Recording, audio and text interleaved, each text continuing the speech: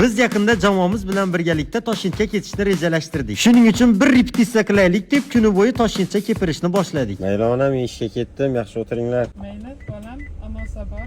Rahmat ona. Bugun kuni bo'yi adabiy tilda gapiramiz, bilasanmi? Oddushingni qayerdan olding? Do'stim? Bugun hang bo'ladi. Ko'rganlaringizdek bolalar juda Toshkentga kepirishga qiynalishyapti. Meni Toshkentda shermanda qilishmoqchi menimcha. Mana men mashinada ham Toshkentcha lobir qilib ketyapman. Bu yerda biz lyuk so'zining toshkentchasi qanaqa bo'lishi haqida gaplashib ketyapmiz. Biladiganlar kommentariyada yozib keting iltimos. Mana bu yerdagi yamani mana to'g'irlashibdi. Tabriklayman. Sizlarning ham birovning bariga qo'lini qo'yib o'tiradigan do'stlaringiz bormi? Mashina yuvdiramizmi? Aytdim evat. Ishonmaysizlar, men kuni bo'yi bugun adabiy tilda kepirdim. Onasini yemsin degan issiq bo'lyapti. Keyin mashinamni yuvdirayotib menga bitta savol kelib qoldi. Mo'yka so'zi adabiy tilda nima bo'ladi? Mashina yuvish shoxobchasi.